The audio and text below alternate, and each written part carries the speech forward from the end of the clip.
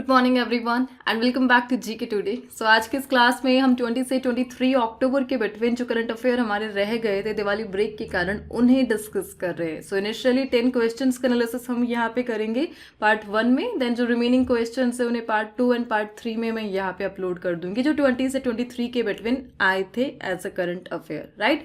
सो start करते हैं। Please note कौन कौन से टॉपिक हम यहाँ पे डिस्कस कर रहे हैं। सो यहाँ पर एक वोल्केनो न्यूज में रहा था जिसका नाम है ताफ्तान। सो एक नया वोल्केनो, इसके बारे में हम जानेंगे। मर्कोसर एक ऑर्गेनाइजेशन है, किस कॉन्टिनेंट से यह रिलेटेड है इसके बारे में हम जानेंगे। एक कमेटी यहाँ पे न्यूज़ में रही बिकॉज उसके लिए को चेयर को यहाँ पे इलेक्ट किया गया है एंड दैट इज़ इंडिया। उसके बारे में हम डिस्कशन करेंगे, कितने साल तक, कौन सा रीजन है, क्या गोल है। सीता स्कीम यहाँ पे न्यूज़ में रही, किससे रिलेटेड है इसके बारे में हम जानेंगे। एंड स्कीम्स में ही, गवर्नमेंट स्कीम्स में हम डिस्कस करेंगे द पर drop more crop, basically agriculture scheme है उसी का ये सब पार्ट है, उसके बारे में हम जानेंगे। एंड फीफा वर्ल्ड कप की अपडेट, रिसेंटली यहाँ पर सेकेंड स्मॉलेस्ट कंट्री बनी है एक कंट्री जिन्होंने फीफा वर्ल्ड कप को क्वालिफाई कर लिया है जबकि इंडिया ने इसे क्वालिफाई नहीं किया, इसके बारे में हम जानेंगे। प्राइम मिनिस्टर इंटर्नशिप स्कीम को हम डिस्कस करेंगे। वी ऑल नो यहाँ पे रिसेंटली 5 PM स्कीम्स को लॉन्च किया गया था एम्प्लॉयमेंट को बूस्ट करने के लिए, उसी में से एक है प्राइम मिनिस्टर इंटर्नशिप स्कीम, इसको आज अगेन हम डिस्कस करेंगे। पंच स्पेस मिशन को हम जानेंगे, सन से रिलेटेड है, किसने इसे लॉन्च करा, एंड सन से रिलेटेड जितने भी स्पेस मिशन है उनका रिवीजन हम यहाँ पे कर लेंगे इस क्वेश्चन के साथ। एंड रिसेंटली लक्ष्मी पे यहाँ पे न्यूज़ में रहा, सो दिवाली पर लक्ष्मी पे को यहाँ पे लॉन्च किया गया था वेमेंस के लिए, इसके बारे में हम जानेंगे। और एक रिपोर्ट यहाँ पे हाईलाइट में रही, that is state of finance and forest 2025, इसके बारे में हम डिस्कशन करेंगे। स्टार्ट करते हैं। सो लास्ट डे के रिवीजन के साथ ही हम स्टार्ट करेंगे। कल के सेशन में हमने कौन कौन से क्वेश्चंस यहाँ पे डिस्कस करे थे। सो प्लीज नोट, हमने डिस्कस करा था the central Asian mammals initiative was launched at which event. So option number B में इसे लॉन्च किया गया था, that is CMS COP11। And the skilling for AI readiness programme was launched by which ministry, and इसे launch करा option number B, ministry of skill development and entrepreneurship ने। Who won the British academy book prize 2025 for his book the burning earth N environmental history of the last 500 year, और ये किसने जीता है। So Indian origin थे सुनील अमृत and इन्होंने इस award को यहाँ पर जीता है। And which country has officially ended the kafala system. So Saudi Arabia ने यहाँ पर कफाला सिस्टम को ऑफिशियली एंड कर दिया है। And doctor Eknath Vasant Chitnis who recently passed away, किस फील्ड से ये एसोसिएटेड है, काफ़ी इंपॉर्टेंट पर्सनालिटी है ये है, एंड साइंस एंड टेक्नोलॉजी से यह रिलेटेड है। कल हमने इनके लिए जो भी क्वेश्चन है सब डिस्कस किया था। Which organization released a State of Global Air 2025 report highlighting air pollution related death। सो इस रिपोर्ट को इंडिया के रिस्पेक्ट में हमने कल डिस्कस करा था और इसे American based institute option number B ने लॉन्च किया था। And the civil forum on that was launched in which city. So Spain का इनिशिएटिव है ये है और इसे रिसेंटली जेनेवा स्विट्जरलैंड में लॉन्च किया गया था।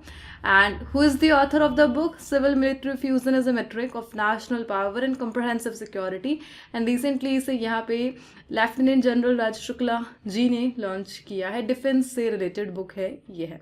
And when is the national cyber security awareness month observed, October month में इसे ऑब्जर्व किया जाता है।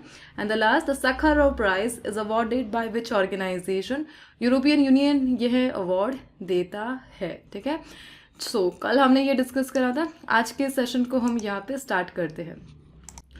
Please note all this question, ये सब डेली 20 MCQ सीरीज का पार्ट है जो आपको ऑनली जीके टुडे के एंड्रॉयड एप्लीकेशन पर मिलेंगी डेली 20 MCQ सीरीज के तौर पर।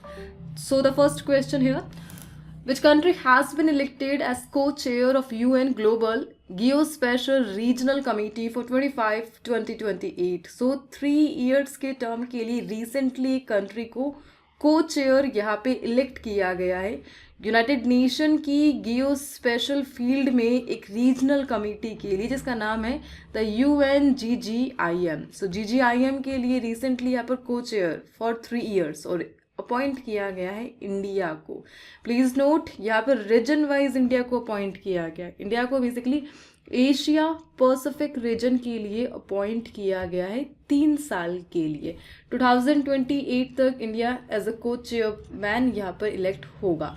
So basically UNGGIMAP Asia Pacific it is, इसका फुल फॉर्म यहाँ पे ऑलरेडी मेंशन है, आपको शो हो ही रहा है। यूनाइटेड नेशन की एक कमेटी है जिनका मेन गोल क्या है, जियो स्पेशल इंफॉर्मेशन मैनेजमेंट। यहाँ पर एक टर्म हाईलाइट की जाती है, जियो स्पेशल।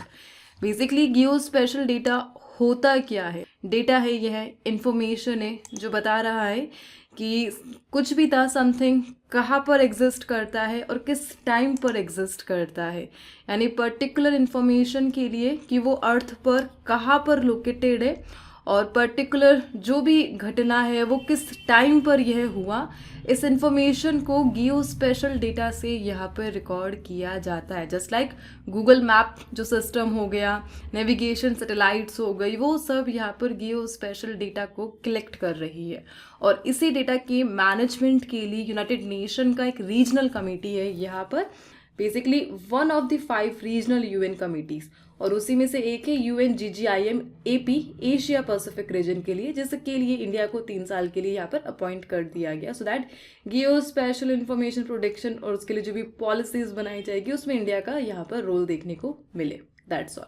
अच्छा, यहाँ पे ये जो कमेटी मेंशन की जा रही है, इसको मैनेज कौन कर रहा है? यूनाइटेड नेशन कर रहा है। We all know United nation के यहाँ पर 6 तो प्रिंसिपल ऑर्गन है। प्लीज नोट, 6 प्रिंसिपल ऑर्गन है, लेकिन यहाँ पर एक्टिव जो ऑर्गन है यूनाइटेड नेशन के वो ओनली 5 है।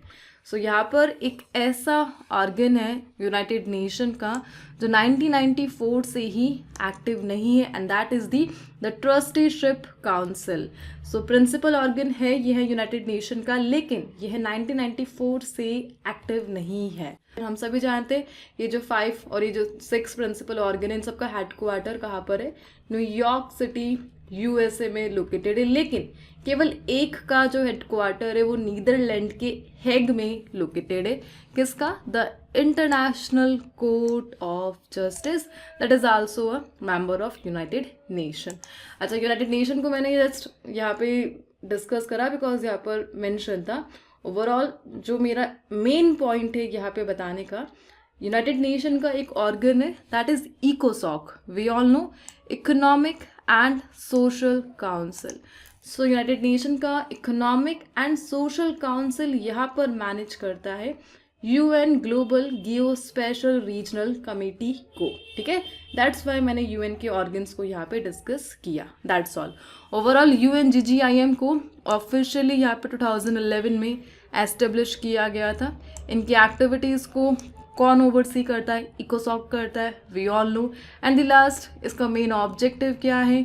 जो ग्लोबल कैपेसिटी है जियो स्पेशल डेटा से रिलेटेड, उसे यहाँ पर बढ़ावा देना, यही इसका यहाँ पर main goal. The next question elect है यहाँ पर मेन वर्ड, इसी से रिलेटेड कुछ क्वेश्चंस का रिवीजन हम यहाँ पे कर रहे हैं। So the first question already हमने डिस्कस कर लिया है। The second question, who has been elected as first Asian chair of IUCN Special Survival Commission for 25-29। सो यहाँ पर Asian chair, first Asian chair IUCN special survival commission के लिए, और इसे किसे इलेक्ट किया गया? विवेक मेनन जी को। हमने इन्हें डिस्कस किया था आबू धाबी में IUCN से रिलेटेड जो कॉन्फ्रेंस हो रही थी, तब विवेक मेनन जी को यहाँ पर फर्स्ट एशियन चेयर अपॉइंट किया गया था। Which cities in India have been selected by Meta platform as landing sites for the undersea cable project Waterworth? इसे भी हमने डिस्कस किया था। मुंबई एंड विशाखापट्टनम को यहाँ पे सिलेक्ट किया गया है। Which state has the highest number of districts selected under Prime Minister धन धान्य कृषि योजना? And that is Uttar Pradesh. हमने डिस्कस करा है। कृषि मीडिया अवार्ड 2025, एंड रिसेंटली यहाँ पर मैसूर से सीनियर जर्नलिस्ट को इसके लिए सिलेक्ट किया गया, and that personality is Amshi Prasanna Kumar, ठीक है। And who is the first ever representative from EPFO to be selected for the public financial asset management programme, and that personality is Vivekananda Gupta. EPFO department से, even India के किसी एक department से first time किसी personality को यहाँ पे select किया गया जिन्हें इस इंटरनेशनल फाइनेंस प्रोग्राम के लिए ट्रेनिंग दी जाएगी। And who has been elected as the 15th Vice President of India, and we all know CP Radhakrishnan ji sir को यहाँ पे अपॉइंट किया गया है। That's all। चलिए आगे बढ़ते the next question. So women empowerment के लिए यहाँ पर एक यूपीआई ऐप आ चुका है, and that is the Lakshmi pay. Lakshmi pay is India's first UPI exclusively design for which group, women's के लिए इसे डिज़ाइन किया गया है, एंड अक्टूबर दिवाली के टाइम पर इसे यहाँ पे लॉन्च किया गया। India's leading financial platform for women. So यहाँ पर किया क्या जाएगा, इसका मेन गोल क्या है। लक्ष्मी में बेसिकली जो ट्रांजेक्शन है फाइनेंशियल अपॉर्चुनिटीज़ में उसको बदलेगा। डिजिटल गोल्ड रिवॉर्ड आपको दिए जाएंगे आपके हर एक ट्रांजेक्शन पर। इवन आपके अकाउंट में पैसे आ भी रहे हैं तब भी आपको डिजिटल गोल्ड रिवॉर्ड यहाँ पर मिलेगा। और smart money management tool, overall bill payment, expense tracker, women budget को हेल्प करवाना, सेव, ये सब वाइजली इन्वेस्टमेंट, यह सब लक्ष्मी पे के यहाँ पर फीचर्स है। ओवरऑल विमेन से रिलेटेड एक ऐप को इन लोगों ने लॉन्च कर दी, दैट इज लक्ष्मी पे। That's all. So UPI based एक सिस्टम, इसे आपको ध्यान रखना है। चलिए आगे बढ़ते हैं the next question. And in सारे ऐप को यहाँ पर कौन सी अथॉरिटी देख रही है, NPCI, the national payment corporation of India, सभी जानते हैं।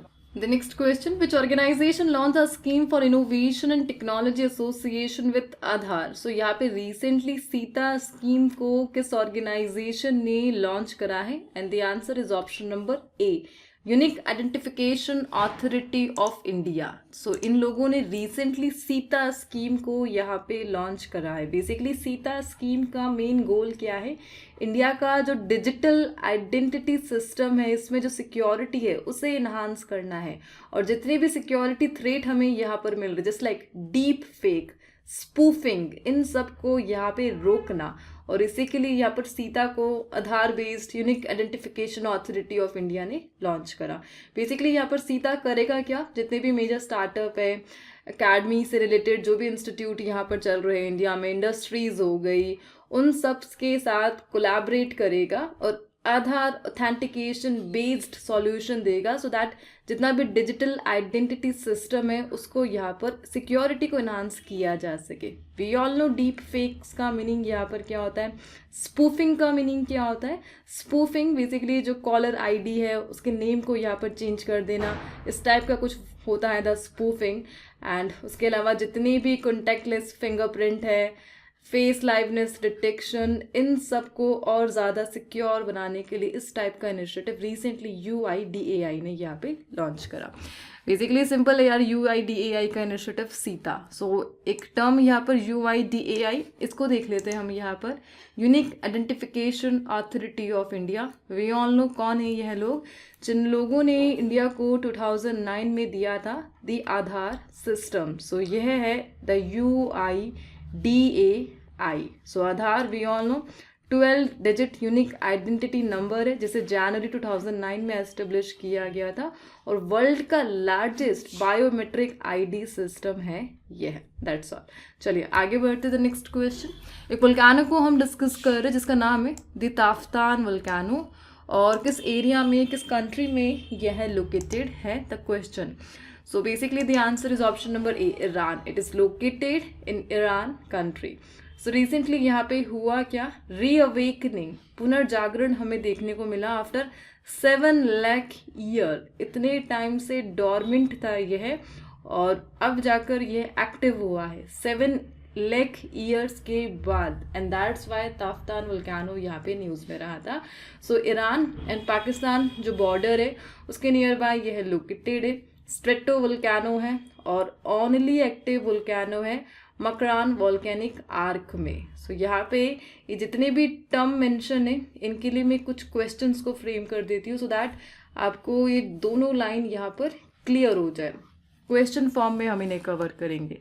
The first question, so which geological process led to the formation of Taftan volcano. So Taftan volcano का जो फॉर्मेशन है किस प्रकार से यह बना। इसका आंसर है अरेबियन ओशन का यूरेशियन कॉन्टिनेंट में धंसने से, सबडक्शन होने से जो ताफ्तान वोल्केनो है उसका फॉर्मेशन हुआ। सो यही इसका मीनिंग है। सेकंड जो लाइन है इसका formation Arabian ocean crust under the Eurasian continent and that's why यहाँ पर ताफ्तान वोल्केनो का फॉर्मेशन हमें देखने को मिला। बेसिकली ताफ्तान वोल्केनोस की दो मेजर समिट है, एक का नाम है नारकू और दूसरा का नाम है मातरकू। सो इन दोनों को ध्यान रख लीजिएगा। दोनों समिट किससे से रिलेटेड है? ताफ्तान वोल्केनो, जो कि ईरान और पाकिस्तान के बॉर्डर के अलॉन्ग साइड लोकेटेड है। किस टाइप का यह वोल्केनो है? स्ट्रेटो वोल्केनो है यह। और कौन सी दो प्राइमरी कंट्री है जो इसे होस्ट करती है? Iran and Pakistan. किस रीजन में है ये?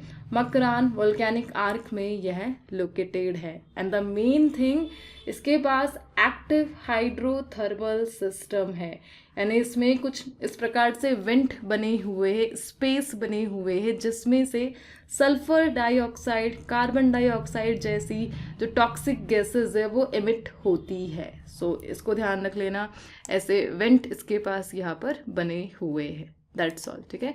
इसके लिए क्वेश्चन आप देख सकते हो कि ये जो वोल्केनो है इसमें से कौन कौन सी गैसेस एमिट होती है फ्रॉम जो भी स्पेस यहाँ पर बना हुआ होता है जहाँ से ये गैसेस रिलीज हो रही होती है उसे कहते हैं फ्यूमेरोल्स। और फ्यूमेरोल्स से यहाँ पर sulphur dioxide, carbon dioxide, hydrogen sulphide, ये सारी गैसेस एमिट होती है। That's all.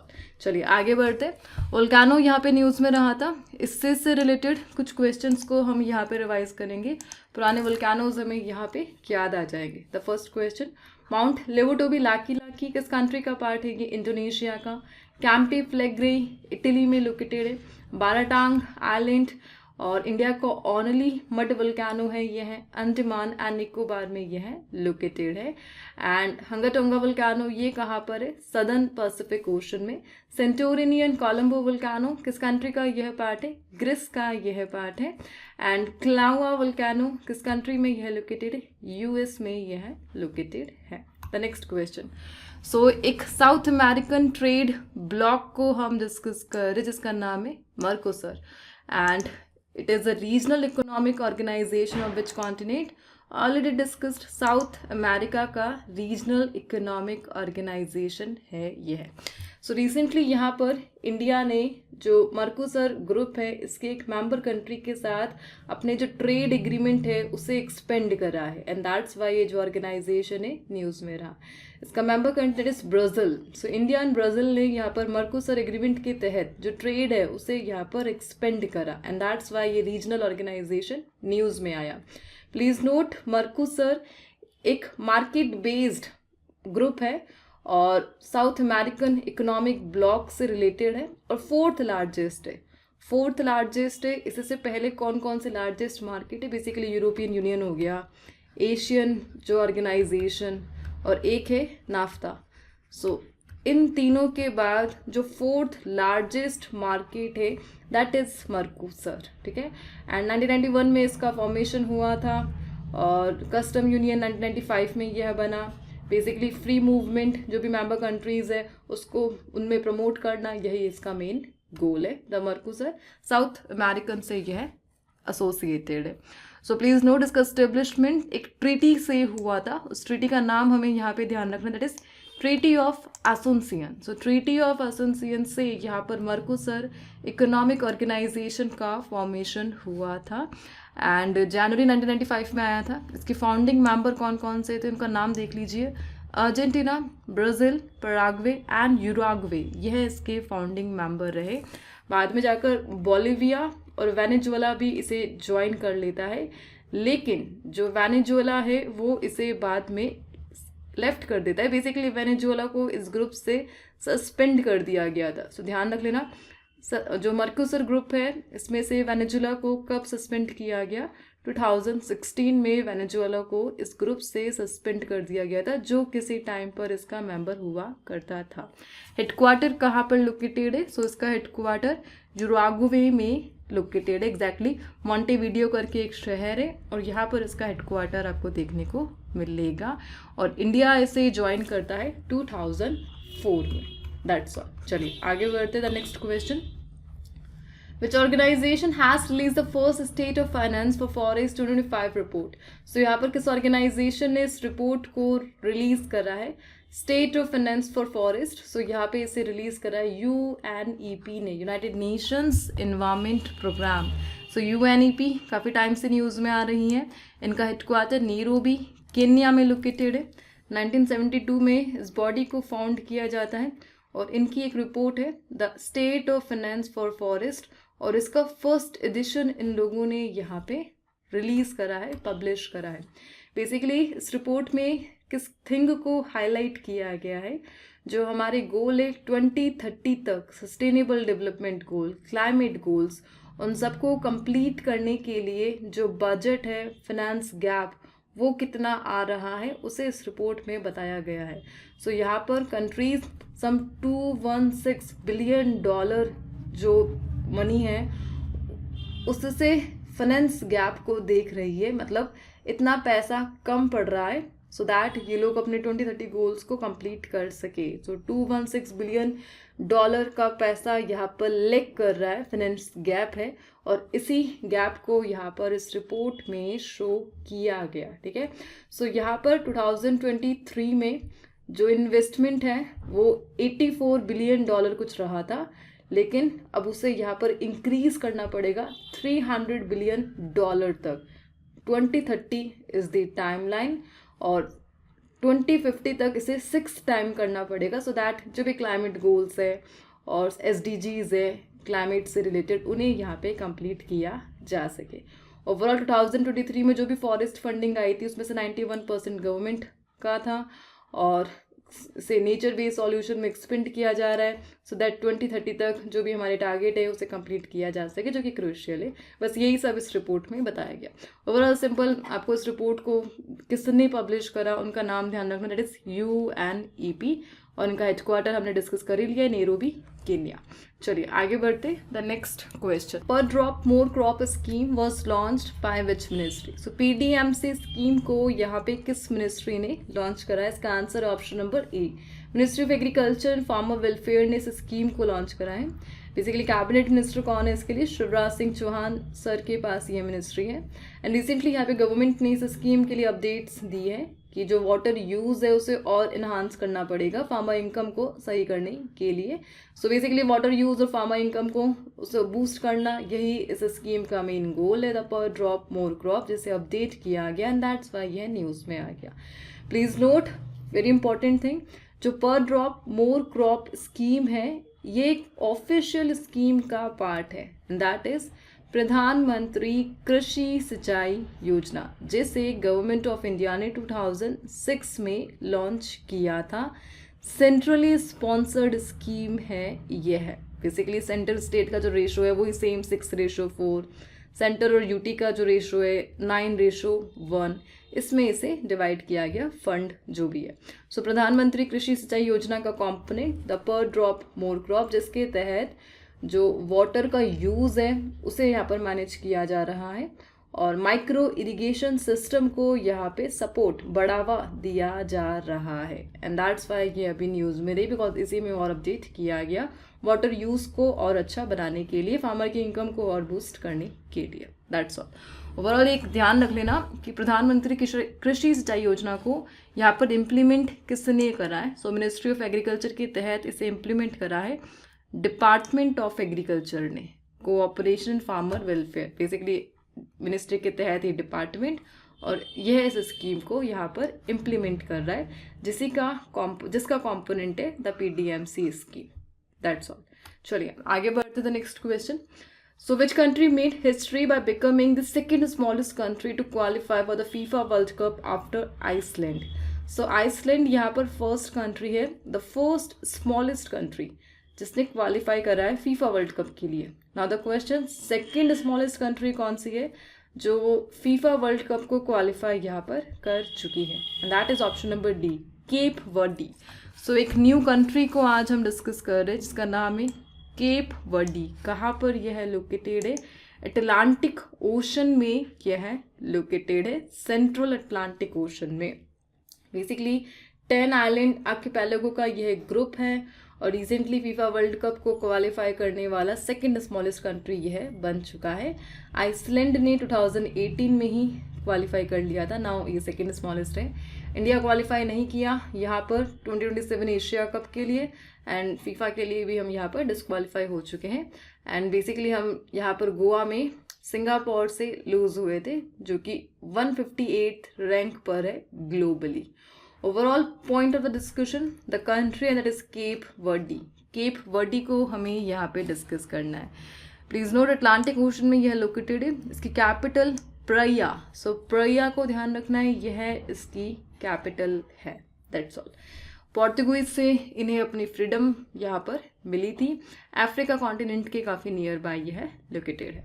The next question, so prime minister internship scheme को हम यहाँ पे डिस्कस कर रहे हैं, and it was launch by which ministry? So इसे लॉन्च करा है मिनिस्ट्री ऑफ कॉर्पोरेट अफेयर ने। सो वी ऑल नो यहाँ पर PM5 पैकेज स्कीम आई थी एम्प्लॉयमेंट को बूस्ट करने के लिए, और उसी में से एक है the prime minister internship scheme. So recently यहाँ पे न्यूज़ में क्यों रही? बिकॉज जो हमारे फिनांस मिनिस्टर निर्मला सीतारमन, उन्होंने PMIS जो भी इंटर्न्स है उनसे मुलाकात करी हम्पी कर्नाटका में। PMIS basically ministry of corporate ने यहाँ पे लॉन्च करा है, जो कि पार्ट है 5 स्कीम पैकेज का, यूथ एम्प्लॉयमेंट स्किल को बूस्ट करने के लिए। 12 मंथ का इंटर्नशिप यहाँ पे दिया जा रहा है। 21 से 24 ईयर ओल्ड जो एम्प्लॉयज़ है उन्हें यहाँ पे टारगेट किया जा रहा है, और ओवरऑल टारगेट क्या है? 1 करोड़ यूथ तक रोजगार पहुँचाना इंडिया की टॉप 500 कंपनीज के द्वारा, and that is the prime minister internship scheme. Overall जो 5 पैक स्कीम को यहाँ पे लॉन्च किया गया था उनमें से कौन कौन सी थी? ELI स्कीम थी, employment linked incentive scheme, the first one. ठीक है, इसमें बेसिकली एम्प्लॉयमेंट यानी 1 मंथ का जो सैलरी था 15,000 का वो दिया जा रहा था, एंड जो भी एम्प्लॉयर है उसे 2 साल तक न्यू जॉब जनरेट करने के लिए इंसेंटिव्स दिए जा रहे थे, and that is the employment linked incentive scheme. पहले भी हमने काफ़ी टाइम उसे डिस्कस करा है। उसके अलावा सेकंड है प्राइम मिनिस्टर इंटर्नशिप स्कीम, और जो थर्ड स्कीम है वो है बेसिकली 3EPFO इम्प्लीमेंटेड स्कीम, और इसी में 3 स्कीम्स को यहाँ पे डिवाइड किया गया था, scheme A, scheme B, scheme C, और इस प्रकार टोटल हो गई 5 scheme package by the ministry of corporate affair. That's all. चलिए आगे बढ़ते the next question, which space organization launch the PUNCH space mission? So यहाँ पर पंच स्पेस मिशन न्यूज़ में रहा। सन स्टडी से यह रिलेटेड है। सन का जो कोरोना है, हेलियोस्फीयर है, फोटोस्फीयर है, उसकी स्टडी करना यही इस पंच स्पेस मिशन का गोल है, एंड इसे लॉन्च करा है यहाँ पर नासा ने, the national aeronautics and space administration, so that sun का कोरोना एंड जो सोलर विंड है उनकी स्टडी यहाँ पे की जा सके। सो पंच मिशन के तहत 4 स्मॉल सैटेलाइट्स को लो अर्थ ऑर्बिट में यहाँ पर 3D ऑब्जर्वेशन के लिए प्लेस किया गया, सो दैट जो ट्रांजिशन है from the corona to solar wind उसकी मैपिंग यहाँ पर की जा सके। ओवरऑल सन से रिलेटेड यह मिशन है जिसे नासा ने यहाँ पे लॉन्च करा। उन मिशंस को हम यहाँ पे देख रहे हैं जो सन स्टडी से रिलेटेड है, जस्ट लाइक इंडिया का इसरो का आदित्य L1 मिशन कब लॉन्च किया गया था? इसे 2023 में लॉन्च किया गया था। डेट क्या है एग्जैक्टली? 2 सितंबर। ठीक है, इसके अलावा नासा का है यहाँ पर पार्कर सोलर प्रोब, जिसे नासा ने यहाँ पे लॉन्च करा है 2018 में। ठीक है, इसको ध्यान रख लेना। इसके अलावा सोलर ऑर्बिटर मिशन है जिसे NASA and European space agency ने मिलकर लॉन्च किया है। इसके अलावा यूरोपियन स्पेस एजेंसी का एक मिशन है जिसका नाम है प्रोबा 3 मिशन। यह भी किससे रिलेटेड है? सन स्टडी से रिलेटेड है। That's all. सो आज इस सेशन को हम यहाँ पे एंड करेंगे इस क्वेश्चन के साथ, एंड आज के जो क्वेश्चन है एज अ क्विज स्पेस से रिलेटेड है। सो इन क्वेश्चंस के आंसर आपको कमेंट बॉक्स में यहाँ पे प्रोवाइड करने, एंड हम मिलते हैं नेक्स्ट सेशन के साथ. Till then please do revision and take care.